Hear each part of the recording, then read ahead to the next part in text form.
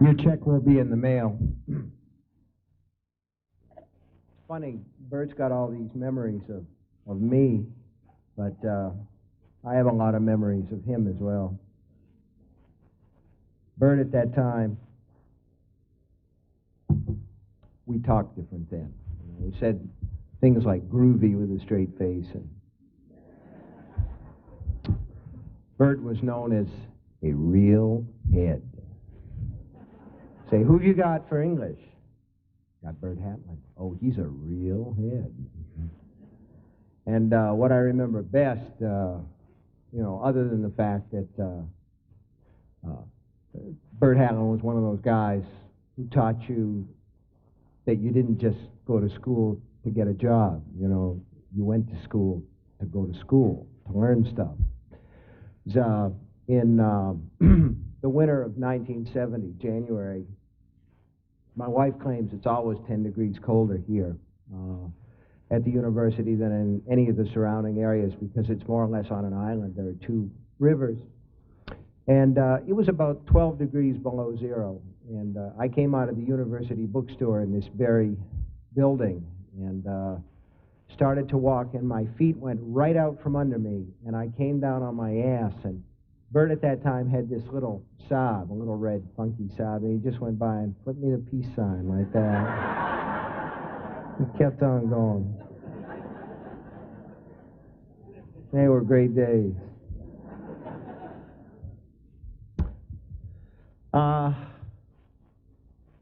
I'm flattered that you came to this. There are people out there who actually ate airline food to get here. Some 3 times in the course of one day they ate airline food. So I'm very flattered that you came, and I want to thank you for that. I'm going to entertain some questions afterward if you have any, but the question that I'm asked most frequently is, what about the new Dark Tower book? I'm writing it now. At first I thought it would be extremely short. The train crashed and they all died. But somehow I didn't think that would go over too well, so I now have a manuscript that's about 1,400 pages long. The book is now longer than anything I've ever written in my sad, short life. And I brought a piece of it tonight, and if you want to hear a little bit of it, I will read a little bit. And I hope that while you're here over the weekend, if the weather's nice, and it's supposed to be, that you'll get a look at my hometown, Bangor. The Chamber of Commerce pays me to say that, so. You'll see a lot of little bits of Derry. For all I know, they've set up a tour, a sort of IT tour as a part of this. But the standpipe is there, the one that rolls down the hill, and it hasn't rolled down the hill yet. If it does, considering where I live, I'm in trouble. The library is there, and it's pretty much the library in it. You will see a statue of Paul Bunyan. It is one of the most exquisitely ugly statues. Oh, some of you have been there. You've seen it. You've seen it. Well, then you know, don't you? And it hasn't actually come down and chased anybody through the streets yet, but I can imagine it actually happening. There's also a canal running through town, and it's pretty much the canal that was in the book. Although, actually, I had the idea for it in Colorado. I had an American Motors Matador, which one day dropped its transmission right in the middle of Pearl Street. And while I was in the process of walking home, I crossed this little bridge, and I had on a pair of cowboy boots, and it made this sort of hollow clop, clop, clop sound. And I thought of a story that I read or had read to me when I was a kid, The Three Billy Goats Gruff, and a troll under the bridge saying, "Who is that trip-trapping on my bridge?" And I thought, oh, have I got an idea for a story? And you'll also see, if you happen to go down there and you go in the right area, a place that used to be Dakin Sporting Goods, which was the site of the Brady Gang shootout in the 30s. And when I got ready to write it, I got interested in two things. I got interested in what happened, but I really wasn't as interested in what happened as what people thought happened, you know. And one of the things that people told me was these people were gunned down like rats in front of the store, and the bullet holes were still there in the facade. And if you go there and look at this building, you will see the bullet holes are still there. Unless you look very closely, you realize they're really like where they put screws to hold the sign up. But I believe what John Ford put in that Western of his, you know, when it comes down to a choice between truth and legend, print the legend, which is what I did. And you'll see plenty of sewers, some equipped with balloons. But Bangor is an easy town to see. You ask what the best restaurant is, the answer is none. There's no really bad ones, but there's no really great ones either. Objects of interest, there are a number of massage parlors. There's the Bounty Tavern, and there's my house. I remember one day, I wasn't really hip to all the people that would come and take pictures. I mean, you're sort of aware of them in the back of your mind until one day I'm out walking the dog. We call it walking the dog, but what we're actually giving the dog a chance to do is to do his business. My brother David, who now lives in New Hampshire, which is what he deserves, This is one of the most, well, I mean, New Hampshire stands for all the fine things in life, don't they? Lottery tickets, cheap booze, cheap cigarettes, wonderful place. Six Gun City, Santa's Village. Why, it's heaven for Republicans.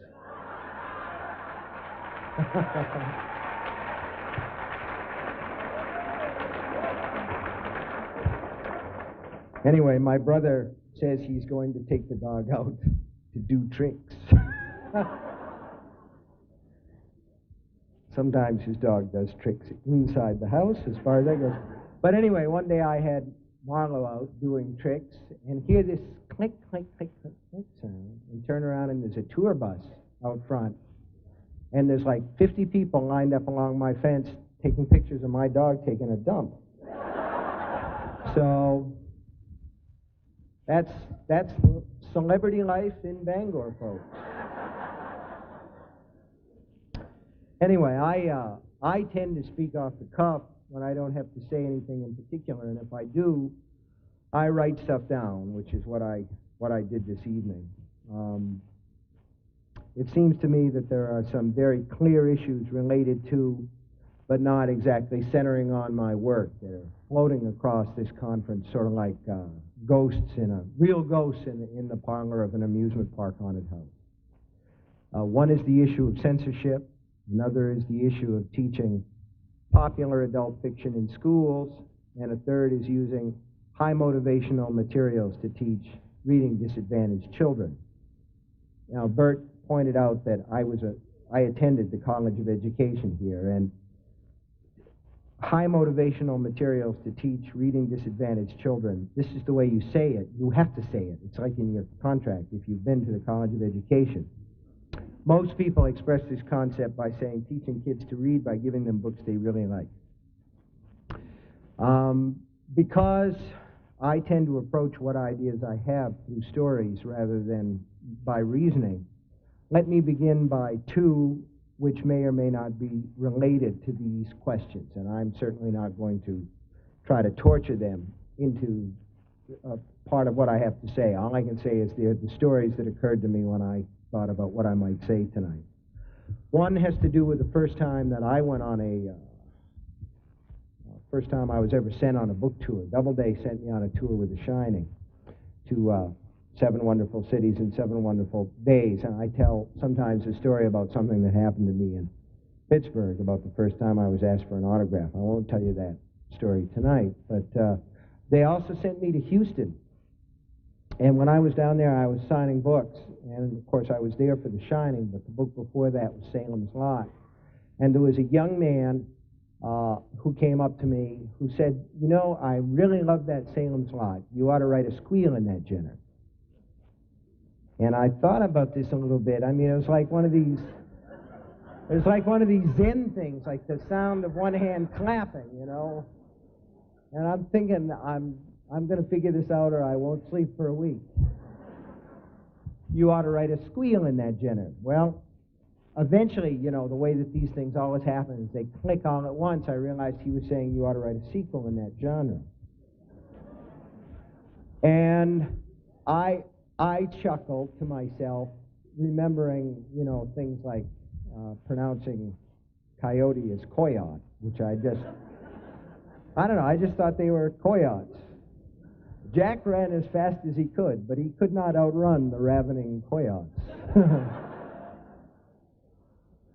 Because I read to myself, and there was nobody to help me with that particular word, and so I pronounced it the way that I pronounced it. Probably you have words that you feel the same way about. But so I chuckled, and then a little while later, I realized something that struck me as maybe not so funny, but interesting in a way, that here was a young man who had mentioned his brothers and sisters, who came from a large family, and I realized that if he was pronouncing those words that way, it was because he was the only person in the family who did read.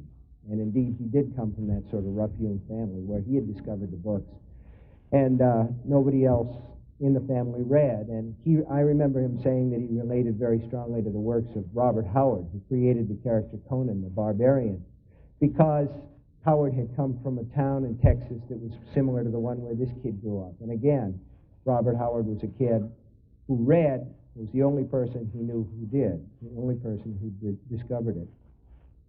And I also remember being, a few years later, around the time of around the time of Dark Half, maybe. I know that the subject in mind, I was at an American Library Association convention, and a representative from one of these companies that publishes books primarily for a juvenile market came up to me and said, you know, you have a great range of titles here, and one of the things that I'd like to speak to you very seriously about is the thought of publishing a student edition of Firestarter. And I said, well, why would you need to publish a student edition of Firestarter?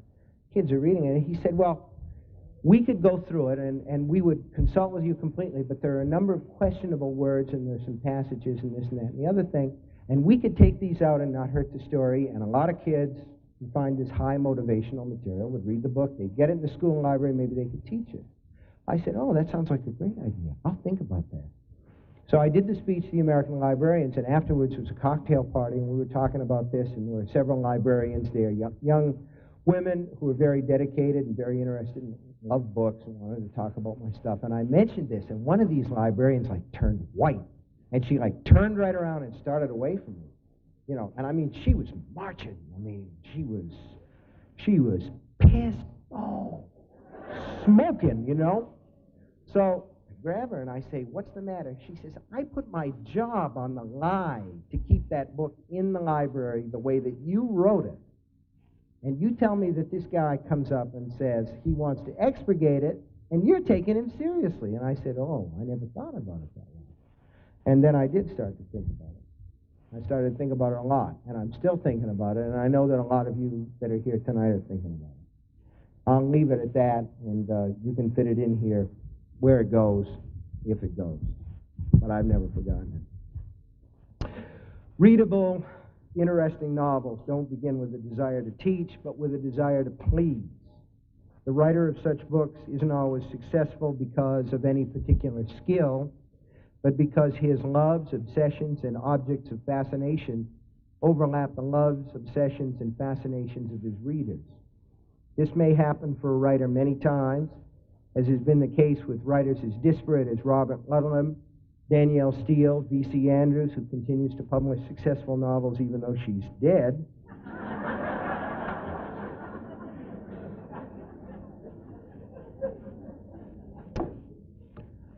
One of my favorite moments in a V.C. Andrews novel. I'm never going to get through this tonight, you know. I'm just going to keep digressing, but at the beginning, this is the story of the Dollenganger children. Raise your hands out there if you've read the story of the Dollenganger children. Don't be afraid. Get them up there. The whole thing starts when the children's daddy is killed while he's on his way home, hurrying home from business to attend the birthday party of, I think it's the twins. And instead of Daddy, a state trooper appears at the door, and the party's getting ready to start. When the door opens, the children are all gathered around, and the trooper holds out this blood-stained teddy bear and says, "This is what happens when you don't drive defensively." God, that was touching. Anyway, sometimes this overlap only happens once, really, as in the case of William Peter Blatty's The Exorcist or Robert James Waller, The Bridges of Madison County. One of the most interesting things I ever heard about Waller, who has sold his own CDs on cable TV and has a remarkably tiny head for a man of letters. Have you ever seen him? He's got this little small, I mean, it's a good-looking head, but it is real small. A lot of silver hair, but little head. Is that every book he has written since Bridges expresses this weird inverse ratio. Each is better written and sells less copies. The last barely kissed the bestseller list. I have been fortunate enough in my career to have written to have struck a number of those chords in my readers, points where my perception of the world seems to overlap their own, thus offering up that shock of recognition that sometimes only a book can provide. I can still remember my first intimate acquaintance with that shock, sitting in the second-floor lounge of Gannett Hall here at the University of Maine, on sleety winter nights reading the early novels of Ross MacDonald and finding in them over and over again observations and insights which exactly expressed my own thinking, but which were set out in a way more elegant than any I could have imagined. Those books made me feel elevated. They made me feel glad to be alive. That is something I always wanted to pass on as a writer. And in some cases I have, but mostly not because of any extraordinary ability on my own part. I've become wealthy and well-known to a very real extent because I happen to be an average American of my time with some narrative ability and some visualization skills. To be well paid for what I do is great. To be honestly enjoyed by so many readers is even greater. Nor is that false modesty. The desire to please, or try to, is more or less hardwired into my system to the extent that when I was a small child, my mother sometimes used to say, "Stevie, if you were a girl, you would always be pregnant." The way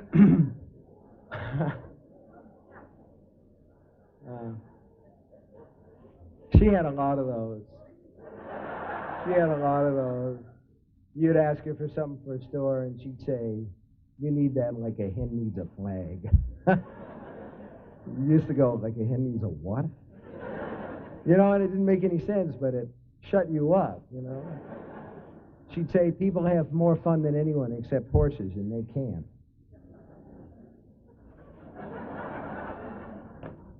So the surprise isn't my brother went to New Hampshire. The surprise is that I stayed in Maine. Anyway, the way I have tried to repay this good life and fulfilling career is to give as completely as I can of what I have and to entertain people as well as I can and to try and play the game squarely. The best thing I ever read on that subject was attributed to Frank Norris, author of McTeague, The Octopus in the Pit. Responding to critical indignation over the rough and often squalid lives depicted in his fiction, Norris said, "What do I care what they think of my work or how they rate it? I never truckled. I told the truth." I would be perfectly happy to have that last part, "I never truckled, I told the truth," on my tombstone. I may have told a few whoppers about ghosts, goblins, vampires, and the living dead, but I like to think I've told the truth as best I've been able to manage it about the human beings. And I also like to think that it's the human beings that my books are mostly about. As for the more outre subject matter, there's something that Ben Mears says in Salem's Lot that I've always liked. The whole world is coming down around our ears. Why stick at a few vampires? I write each book twice. The first time, when it comes out of my head and onto the page, what I'm mostly concerned about is the emotional gradient. That writer has absolutely zippo interest in theme, allegory, symbolism, politics, ethics, sexual roles, culture, or dramatic unity. What I want is to reach through the paper and grab the reader. I don't want to just mess with your head. I want to mess with your life. I want you to miss appointments, burn dinner, skip your homework. I want you to tell your wife to take that moonlight stroll on the beach at Waikiki with the resort's tennis pro, while you read a few more chapters and see if Jesse Burlingame is going to get out of the handcuffs or if Gage Creed is going to come back from the dead and eat his mother. I want you afraid to turn off the lights. I want you sorry you ever started the goddamn thing in the first place.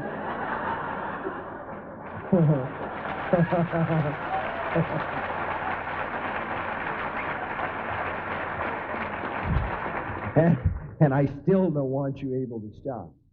With me, that first time through, it's personal. And it's really more about you than it is about me. I want you sweating bullets and looking behind doors, and nothing about this seems in the least abnormal to me, I'm afraid. Compulsive reading is a sickness, and I've always wanted to be Typhoid Stevie. But there can be more to a book. I don't say that there has to be more. There's room for Clive Cussler in my philosophy as long as I don't have to read him. Only that there can be more. I do know that a book which lives only on an emotional spectrum is a disposable item, the mental equivalent of a stick of gum. I found out early on that there can be a second and more resonant level in popular fiction. This came to me in the writing of Carrie, when I realized that the book was, in addition to a story about a sad little girl with psychokinetic powers, a story about blood and what blood means to us, an actual substance. It also provides powerful metaphoric connections to such things as religion, washed in the blood of the Lamb, and adulthood, which for girls is symbolized in part by first menstruation. Blood also symbolizes powerful family connections, which we sometimes hate and find we still can't ditch. The blood imagery in Carrie doesn't make it a great book. As I pointed out somewhere with my usual customary delicacy, you can frost a dog turd, and it's still a dog turd. I'm not saying that Carrie is shit, and I'm not repudiating it. She made me a star. But it was a young book by a young writer. In retrospect, it reminds me of a cookie baked by a first grader. Tasty enough, but kind of lumpy and burned on the bottom. But the vibrations of that blood imagery still pleases me, and so I believe it gives the book what echo it has. So ever since Carrie, when I worked purely by instinct and achieved what little I did mostly by accident, I have written for emotion and rewritten for something else, something that's harder to name without sounding either too pompous or too humble. I guess you could say that whole body rewrite comes in an effort to satisfy my own intellectual curiosity, because, dig, if every book has to be about something, and if the writer did an honest job, he didn't truckle, in Frank Norris's terminology, then the result is bound to be something that the writer cares about. And if the writer works very fast, as I do on first draft, there are apt to be some interesting connections which form almost on their own, the way snowflakes form. With Salem's Lot, it was the connection between small-town life, as I understood it growing up, and the whole idea of vampirism. With The Shining, it was the connection between alcohol abuse and child abuse. It was also the idea that while hotels may or may not be haunted in the off-season, human lives are almost always haunted by the lives of others. When I wrote The Shining the first time, the wasp's nest that Jack finds in the roof, the one where the wasps come back to life and sting his son in the middle of the night, that was there strictly as something that intensified the suspense, that made the tale-telling more personal and vital between me and the person that I call constant reader. Later on, thinking about what I'd written in a cooler frame of mind, it struck me that the wasps served as an adequate symbol for the pass-it-on nature of abuse. What we are able to live with as adults, what doesn't sting us, as the wasps in the nest won't sting Jack after they've stung his son, will sometimes sting our loved ones, as we ourselves were stung when we were younger. And the nest that comes back to life when it's supposed to be dead also expressed the nature of the overlook to me, and it seemed to me, too, that it was a viable way of expressing what I felt emotionally about ghosts and what ghosts are, if they are. It's this second level, the one where the Tommyknockers is a book about technological abilities which have far outraced moral ones, the one where Pet Sematary is a book about the corruption of love, or the one where Misery is a book about the redemptive and liberating qualities of imagination. That is the level most commonly taught in schools, because that level can be taught. That the teaching is in many ways irrelevant is an ironic counterpoint. You can teach the lyrics to a Bruce Springsteen song like Atlantic City in a high school poetry class with some success because it's a song of ideas, but that still ignores the fact that Atlantic City has this absolutely bitchin' E minor G C chord progression. Songs are about how you feel in the dark, not what some teacher says while standing in front of a blackboard. And some stories are like that too. I write twice because I want to know what I think as well as I feel, but I write to begin with because my heart demands it and would break without it. So I can stand here and say that it has a coherent thematic core. You cannot be an adult in this or any society until you have finished with your childhood, and one most commonly does this by raising children of one's own. But there is nothing thematic about the way the book feels to me. Like The Body, it is about what I remember most and treasure best in my own childhood. Love and terror and finding a hand to hold when things get hard and living in the world hurts. I think that young people who don't ordinarily read, like my friend in Houston who wanted to squeal in that genre, are attracted by that combination of emotional heat and honest, if sometimes simplistic, intellectual investigation. I think that even those who wouldn't know a thematic unity if it bit them on the ass sense that books are better when they're about something, and best of all, when the something they are about pertains to their own lives. Often, those who come new to the idea of reading for pleasure become the most heart-struck fans and partisans because the power of fiction catches them by surprise and just knocks them over. It's like, healed Jesus, bang. And they go in the water. And I love it. I love it.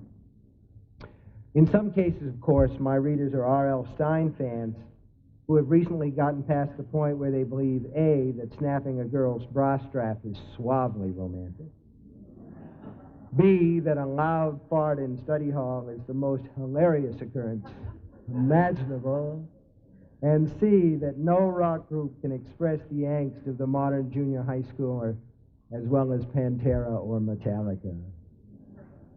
In others, I like to think that they managed to skip the Stein experience, deep woods mummies, vampire football coaches, and all, entirely. I have nothing against R.L. Stine, but I put him with Clive Cussler. Let him write forever, as long as I don't have to read him. The two of us are often paired by school teachers and school librarians, however. We are two examples of that fabled creature, the must-read writer. School librarians love us because we move. The Vinabine Company loves us because damn near every paperback edition of our stuff must undergo the process or fall apart. English teachers love us a little less. I'm sure there are many English teachers in this great land of ours who feel they will kill themselves if they have to read another book report on Firestarter or Christine. Still, they tell themselves, and they often tell me as well, at least they're reading. At least they're reading. I have very little sympathy with this attitude, in fact.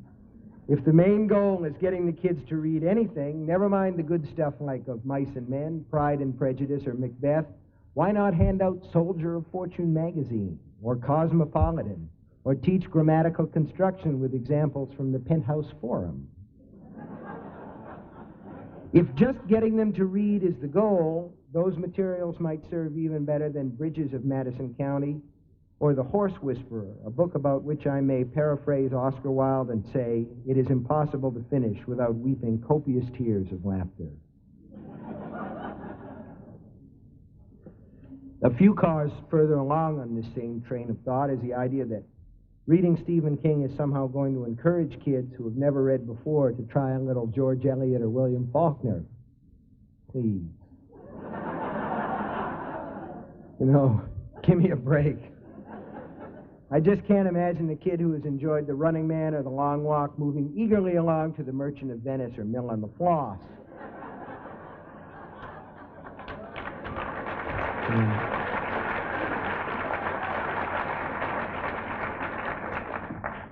No more could I imagine someone saying, if I like the meatloaf, I will undoubtedly enjoy the stewed rutabagas. Just because a group of kids may be slower at reading than their peers, they're not dumb.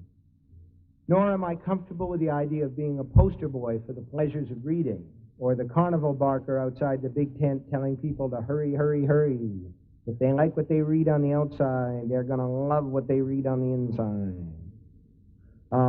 I do what I can as well as I can, and if my work has led some new readers on to the works of others, or launched them on lives where the TV stands off for whole nights where the TV stays off for whole nights at a stretch, I'm very pleased. But I don't want to be the ramp that kids tromp over from the dirty docklands of Nancy Drew and the Hardy Boys to the great ship of literature where Dorothy Parker and Norman Mailer are holding court in first class. I just want to be me. And to tell you the truth, I feel happiest when I see some kid reading one of my books, not in the classroom, but sitting on a school bus headed to an away soccer game, or flopped out on a beach somewhere during summer vacation.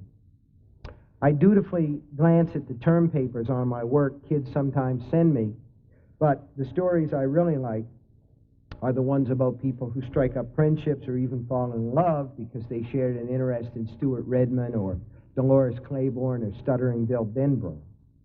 I think that books can survive in the classroom environment for a while, but if they're kept there and only there for too long, they end up as dead as the fetal pigs in biology, too. Nor do I want to be a poster boy for fighting censorship in the schools, or be pals with the groups who see it as an issue of overriding importance. I saw Judy Blume first espoused by such groups, then co-opted by them, and at last all but eaten alive by them. I'm not making a point about censorship here, if you dig. I'm making a point about Judy Blume. Her job isn't trying to convince people who can't be convinced that children should be allowed to read at the level of their comprehension. Her job is to go on writing books like Are You There, God? It's Me, Margaret, that kids love and treasure. Remember, each writer is a one-of-a-kind creature, and sooner or later we all fall off the shelf and break, like the vase you liked so much and cried over because not all the king's horses and all the king's men could ever put it back together again. I remember very clearly my mother's sister, my Aunt Molly, crying when she heard that Kenneth Roberts had died because there'd never be another Oliver Wiswell or Boone Island or Arundel. To ask a Judy Blume or a Stephen King, or even an R.L. Stine or Clive Cussler, to spend his or her 30 or 40 years of creative life not only writing books, but defending them, is unfair and practical, and it seems to me a little bit absurd. Don't get me wrong.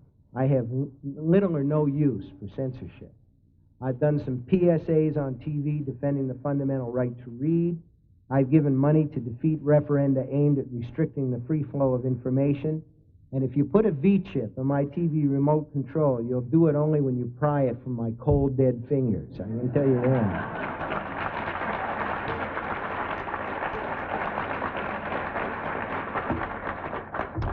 I have a problem with people who want to take The Catcher in the Rye or Bastard Out of Carolina out of the high schools and keep the shotguns in Walmart.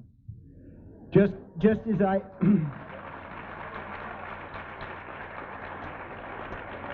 Just as I have a problem with legislators who at the same time want to outlaw abortions and federal assistance programs aimed at helping single mothers. This attitude seems to me to be like, it's wrong to vacuum them or drown them in saline, but it's okay to starve them once they're out, named, and baptized. I have the same...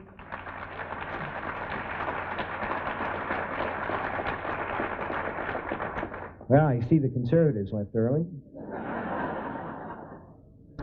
I have the same problem with politicians who inveigh constantly, endlessly against drugs such as pot and heroin, but continue to support business interests which spend millions to teach our kids what fun it is to freebase nicotine.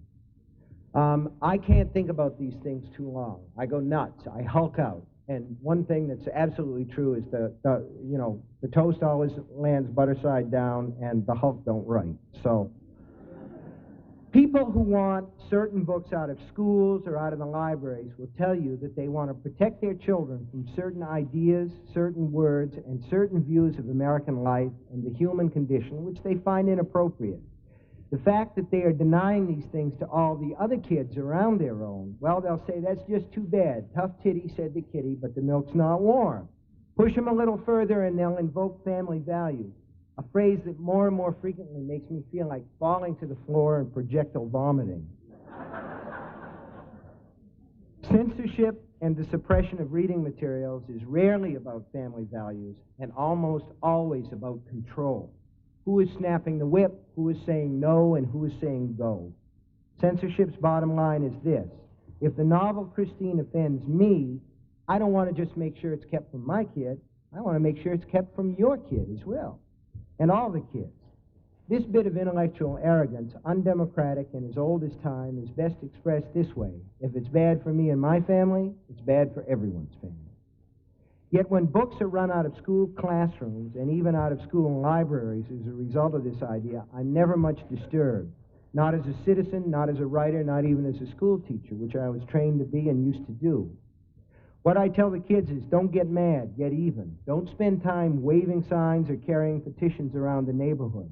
Instead, run, don't walk, to the nearest non-school library or to the local bookstore and get whatever it was they banned.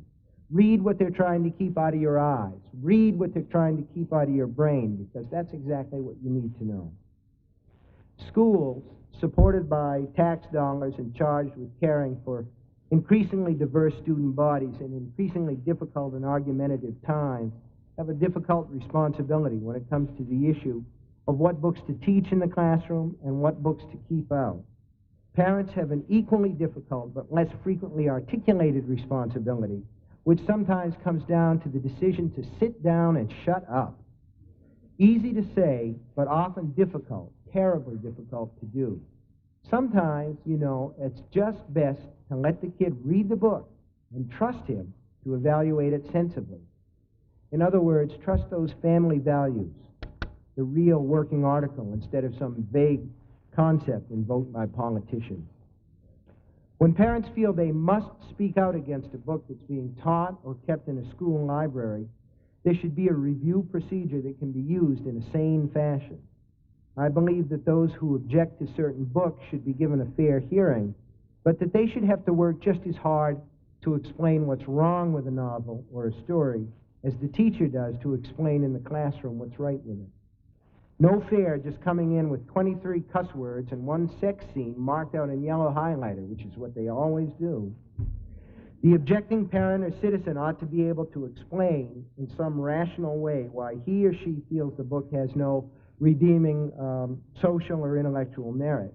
If he or she can, that's fine.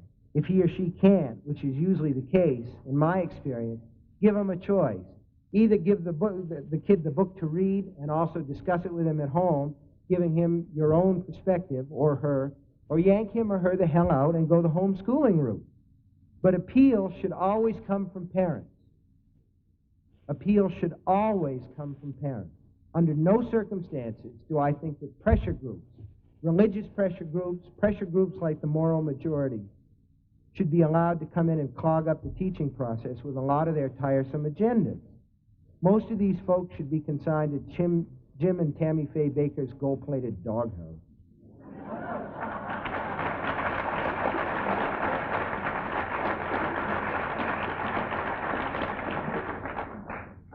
The rule of law, which covers all this, disliked by all too many Americans and hated by some, goes like this. Congress shall make no law respecting an establishment of religion or prohibiting the free exercise thereof or abridging the freedom of speech or of the press or of the right of the people peaceably to assemble and to petition the government for a redress of grievances. In other words, get your damn hands off what I'm reading, my friend, and keep your family values in your own family. I'd like as many of my books as possible to find their places in school libraries. If nothing else, they pass the time in boring study halls and activity periods. But as long as they're available in the town library or in the paperback at the same Walmart where they do sell shotguns and don't sell the new Sheryl Crow album,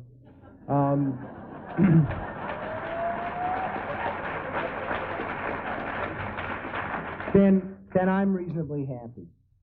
The best thing for me and the most dismaying thing for the would-be censors is that kids have minds of their own and are engaged in learning how to use them. If you tell them Stephen King is good for them, they will read me. If you tell them I'm bad for them, that I'll warp their little minds, they will stampede to read me. As long, that is, as the stuff is there, as long as we don't reach the point where folks are piling so-called subversive books in the street, dousing them with gasoline and setting them on fire. This is Family Values circa Berlin, 1938. And I think radical right and religious militants notwithstanding, we are still quite a long way from that. I hope I've spoken to at least some of the themes of this brief conference, and I've given you a few things to think about. I expect I've said some things with which at least a few of you disagree, and I hope that you will argue about those things later on tonight. Most importantly, I want to remind you of one thing. Check under your bed.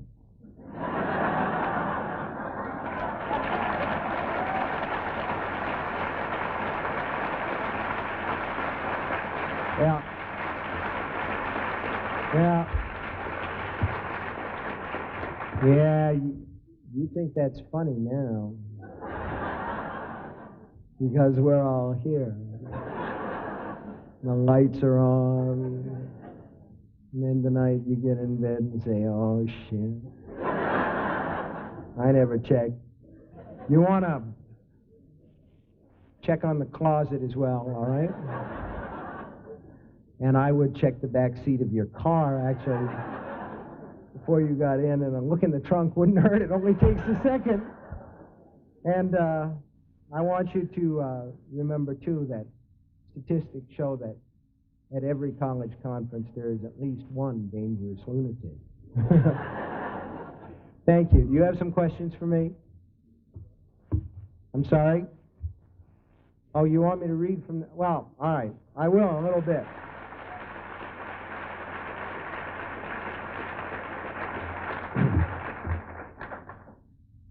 This won't take long because it isn't a very long section and I have no real idea of what it says because I'm in that first phase where I'm running mostly to feel whatever is in my emotions, and later on, if I ever get this thing done, I will I'll read it over and see if I can figure out what I was thinking about as well as what I was feeling. I can tell you that most of this book takes place a long time ago in Roland the Gunslinger's past. In fact, most of it takes place when Roland is 14 years old. And it takes place at a time which in Roland's strange world is called fin de año. So this is called closing the year. So now comes to May his fin de año, known in toward the center of midworld as closing the year. It comes as it has come 1,000 times before, or perhaps 10,000 or 100,000. No one can tell for sure. The world has moved on and time has grown strange. In Mayhis, no one cares. Their saying is, time is a face on the water. In the fields, the last of the potatoes are now being picked by men and women who wear gloves and their heaviest serapes, for now the wind is turned firmly, blowing east to west, blowing hard, and always there's the smell of salt in the chilly air, a smell like tears. Los campesinos harvest the final rows cheerfully enough, talking of things they'll do and capers they'll cut at reaping fair, but they all feel autumn's old sadness in the wind, the going of the year. It runs away from them like water in a stream, and although none speak of it, all know it. They know it very well. In the orchards, the last of the apples are picked by laughing young men. In these not quite gales, the final days of picking belong only to them, who bob up and down like crow's nest lookouts. Above them, in skies which hold a brilliant and cloudless blue, squadrons of geese fly south, calling their adieu in rusty voices. The small fishing boats are pulled from the water. Their hulls are scraped and painted by singing owners who mostly work stripped to the waist in spite of the chill in the air.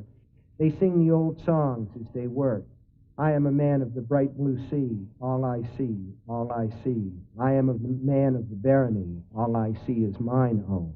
I am a man of the bright blue bay, all I say, all I say. Until my nets are full, I stay, all I say is fine, oh. And sometimes a little cask of graft, the strong apple beer, is tossed from dock to dock and hand to hand. On the bay itself, only the large boats now remain, pacing about the big circles which mark their dropped nets as a working dog may pace the perimeter of a flock of sheep. At noon, the bay is a rippling sheet of autumn fire, and the men on the boat sit cross-legged, eating their lunches, and know that all they see is theirs, oh, at least until the great gales of autumn come swarming over the horizon, coughing out their gusts of sleet and snow. Closing, we are closing the year. Along the streets of Hambry, the reap lights now burn and flicker at night, and the hands of the stuffy guys are painted red. Reap charms hang everywhere, and although women often kiss and are kissed in the streets and in both marketplaces, often by men they do not know, sexual intercourse has come to an almost complete halt. It will resume with a bang, you might say. On reap night, there will be the usual crop of full earth babies the following year as a result. On the drop, the horses gallop wildly as if understanding, very likely they do, that their time of unrestrained freedom is coming to an end. They swoop and then stand with their faces pointing west when the wind gusts, showing their asses to winter. On the ranches, porch screens are taken down and shutters are rehung. In the huge ranch kitchens and smaller farmhouse kitchens, no one is stealing reap kisses and no one is even thinking about sex. This is the time of putting up and laying by, and the kitchens fume with steam and pulse with heat from before dawn until long after dark. There is the smell of apples and beets and beans and sharp-root and curing strips of meat.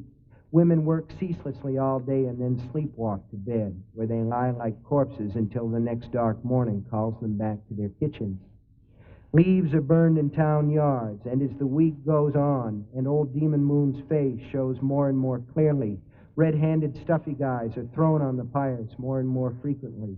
In the fields, corn shocks flare like torches, and often stuffy guys burn with them, their red hands and white cross eyes rippling in the heat.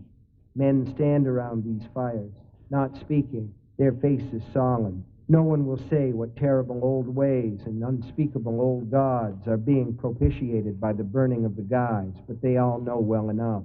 They know they are closing the year.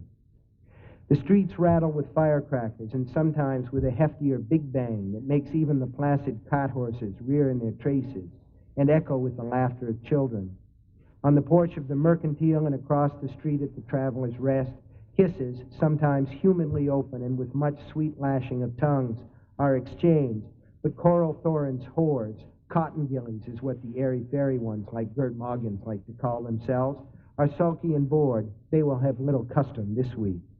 This is not year's end, when the winter logs will burn and mayhaps will be barn dances from one end to the other, and yet it is.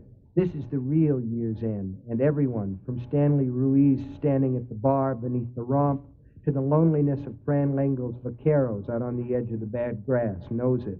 There is a kind of echo in the bright air, a yearning for other places in the blood, a loneliness in the heart that sings like the wind. But this year there is something else as well, a kind of unspoken wrongness that no one can quite voice, a sense of something with teeth slouching this way. Folks who never had a nightmare in their lives will awake screaming with them during this week of fin de año. Men who consider themselves peaceful will find themselves not only in fistfights, but instigating them. Discontented boys who would only have dreamed of running away in other years will this year actually do it, and most will not come back after the first night spent sleeping rough. There is a sense, inarticulate but very much there, that things have gone amiss in this season. It is the closing of the year. It is also the closing of the peace. For it is here, in the sleepy outworld barony of Mayhus, that Midworld's last great conflict will shortly begin. It is from here that the blood will begin to flow. In 2 years, no more, the world as Roland had always known it would be swept away. It starts here. From its field of roses, the dark tower cries out in its beast's voice. Time is a face on the water. Thank you. Thank you.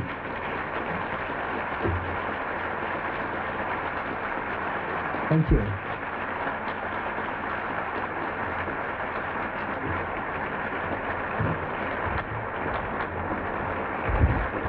Thank you. I ain't done with you yet, chummy. Do any of you have questions? We've got about 15 minutes. Yes, down in the front row.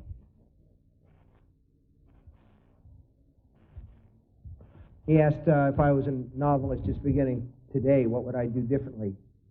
Considering the way it's turned out for me, not a goddamn thing.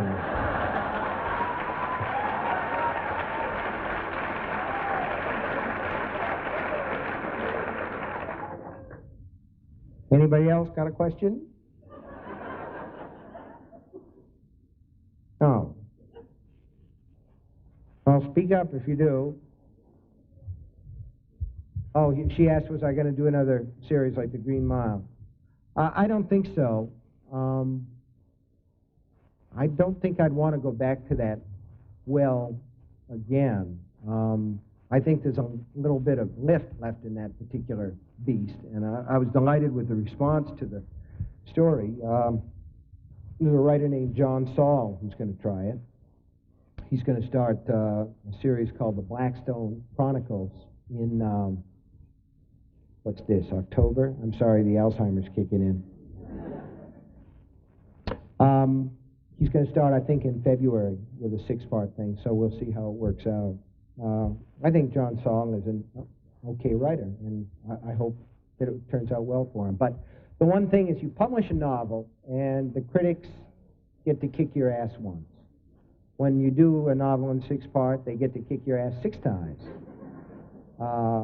which is a pain in the ass. But I just want to say, too, the other reason that I don't think I would want to do it is that the best that Signet could do in terms of delivery of that number of qualities, after a while, once you reach a certain number of copies, you become this lumbering dinosaur in terms of getting out to the marketplace. So they sold those books at $2.99 a pop and $3.99 for the last one, and I think the running total was $18.94. Given 6 paperbacks, I was uncomfortable about the price total, and I told myself all through it, well, if this were a hardcover, if The Green Mile were a hardcover, you'd pay $24 for it. So it's a total saving, but it never quite, rang totally true. So somebody over here, yes, sir. Right. Right.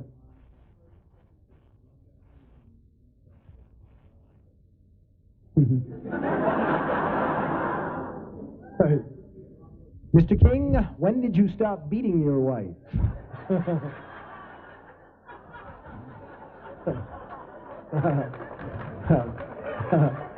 Communism, threat or menace?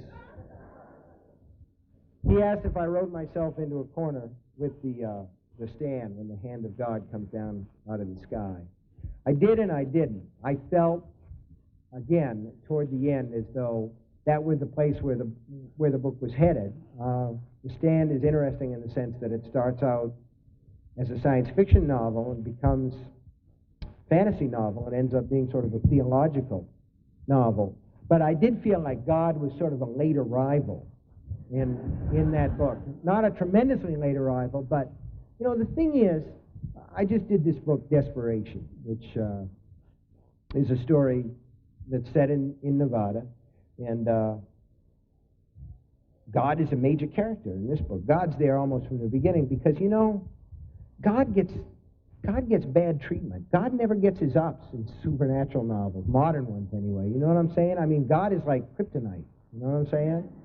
You bring him on and you get the guy who says, back in the name of God, and the vampire goes like that, and that's it. And I'm thinking, I started to think, this is really interesting. Not so much that God is treated like kryptonite, but how little God is there at all in these novels. In anything that has to do with the supernatural, God is like, pages and pages go into the lore of the vampire or the lore of the werewolf, and then God just sort of trots on like George Burns, and does a little tap dance, and then he's gone again. And I thought, well, let's give God his ups and see what happens. So Desperation, probably, you know, Desperation is a book where the hand of God is there at the beginning as well as at the end. What happened to Richard Bachman? Well, I don't know, he died. Cancer the pseudonym. But his wife found a whole box of stuff, which is how regulators... You know, the thing was, okay, let me tell you, you know, I had an idea for a book called The Regulators, and I had this sticky up on my word processor, and I was writing Desperation, and I really had this good idea, and I was going to, like, write it at some point. And one day when I was coming back into my house, this voice speaks up in my mind and says, use all the characters from Desperation and write it right away, as soon as you finish this book. And I'm saying, I can't do that. But this voice that talks, and it isn't unusual. You know, sometimes people look at me like, oh, yeah, voices in your head. No. But that's what novelists do. You know, that's what we're supposed to do, is we're supposed to hear these voices in our head. So, you know, it's like when E.F. Hutton talks, I listen. So this guy says, no, he says, it's going to be like a, you know, like a rep company, a couple of productions by the same rep company in theater. I mean, the same cast that does Bus Stop one night does 12th Night the next night. And I thought, ooh, that's a really great idea. I said, but the two books will come out sounding just the same. And the voice says, have Bachman do it, right? Bachman is the guy who does the dirty work. He's Stephen King without a conscience. So I say, I can't. Bachman's dead. And this guy says, come on. I mean, Jesus Christ, if Paul Sheldon could bring Misery Chastain back to life after she was buried, you can bring Bachman back for another turn. So I said, oh, well, maybe I'll have some script. So that's the skinny on Bachman. Someone over here? Yes, ma'am.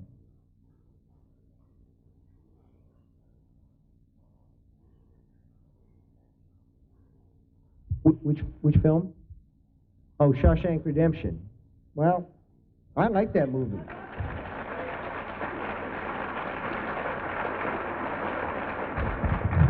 But it's a funny thing. It was, let's see, it was last year's #1 renter as far as video cassettes went. It topped everything else, but as a movie, it tanked. You know, and nobody went to see it. People didn't go see it in droves. I tried to make up for it. I went to see it like 3 times myself. And Frank Darabont is going to make a film out of The Green Mile. So he's the guy who directed Shawshank Redemption. He says he is the world's smallest specialist. He only makes Stephen King prison movies. And I said it's even smaller than that. Stephen King period prison movies. They have to be set in the 30s or 40s. Yeah.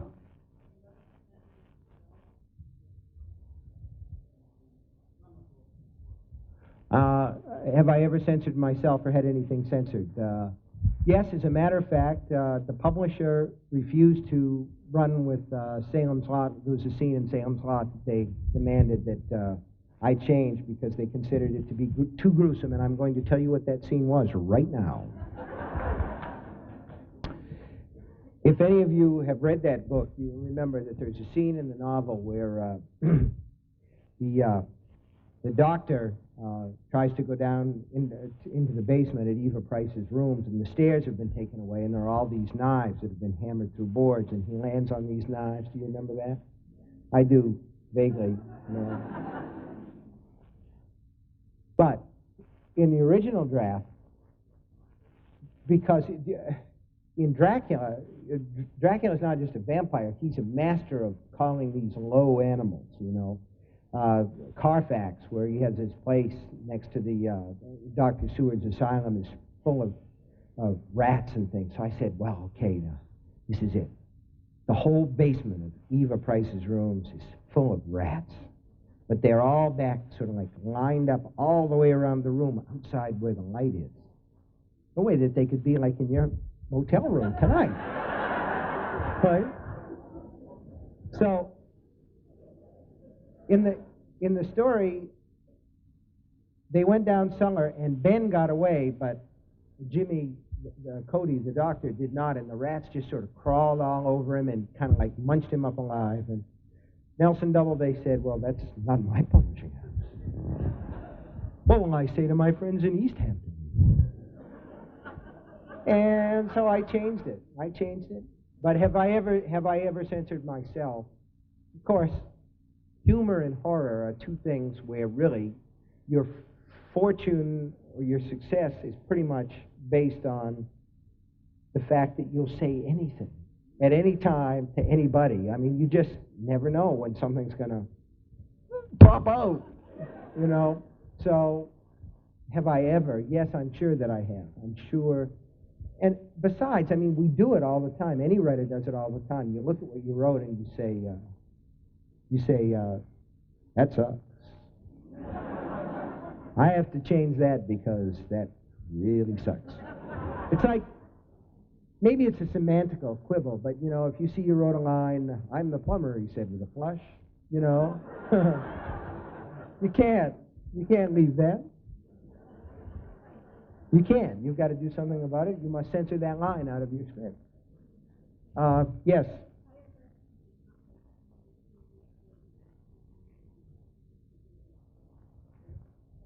Well, I did do The Shining. It's a miniseries. It's done.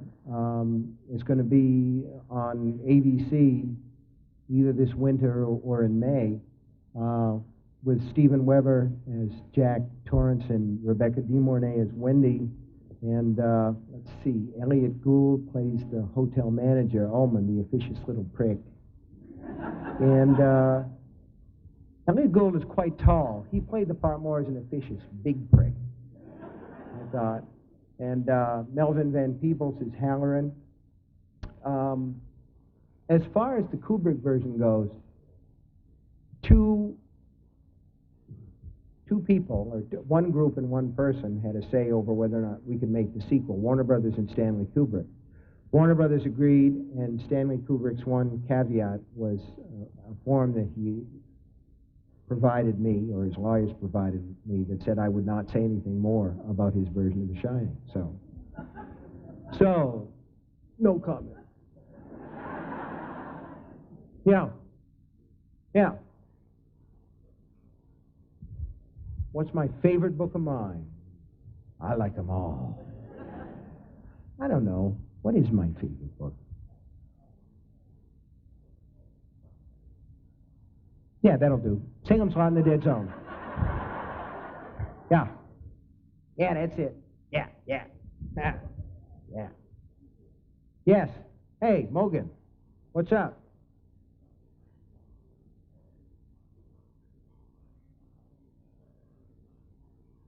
Oh.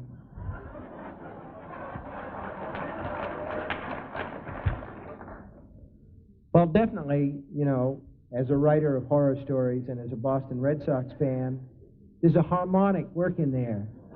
You know, there's definitely a harmonic work in there. Now that they've fired Kevin Kennedy, never mind this Jeff Torborg business, let's bring back Tollway Joe Morgan. He did a good job, Red Sox. That'd be good. How about one or two more? And yes, over there.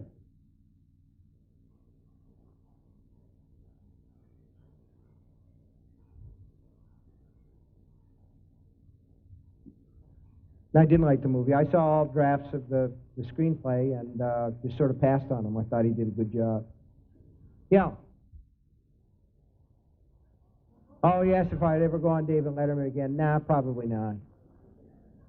But they asked me to do that. You know, the publisher asks you to do a certain number of things. I don't watch them or have anything to do with them afterwards. I used to, I was on a great tour one time with Jerzy Kosinski, the late Jerzy Kosinski, who said that he didn't care really which shows he went on because he understood that nobody who read his books watched them anyway. So. Yeah.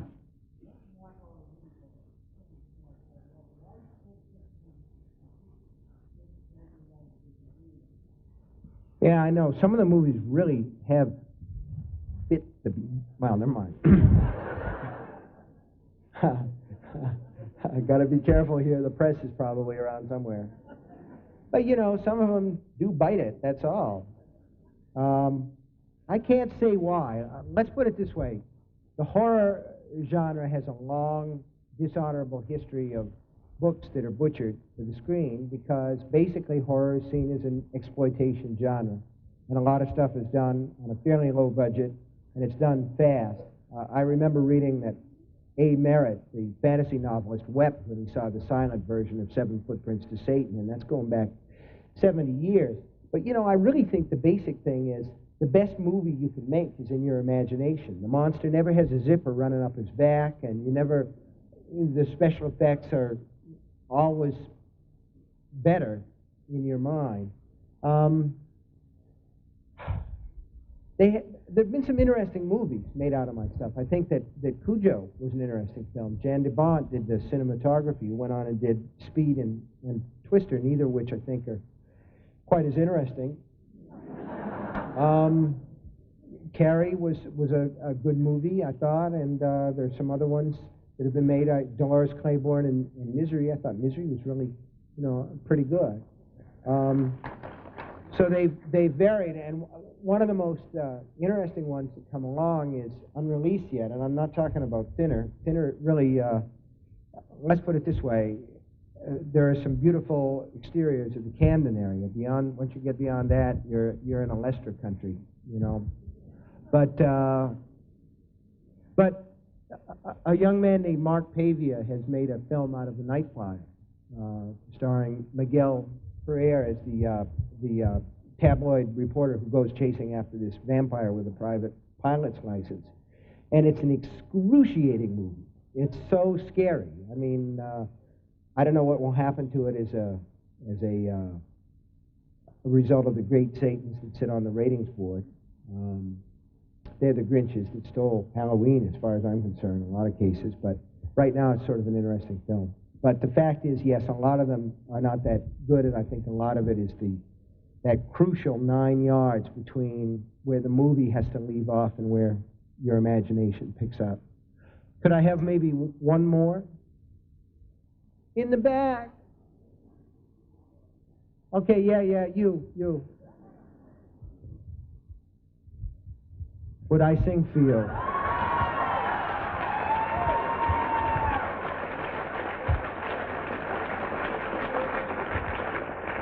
Yeah, right. You couldn't pay enough. If you want to hear me sing, come down to Florida next month. The band's going to play in Miami Beach. I'll sing Teen Angel and all of those things, but I'm not going to sing it here. That's not in my contract. One more? Yeah.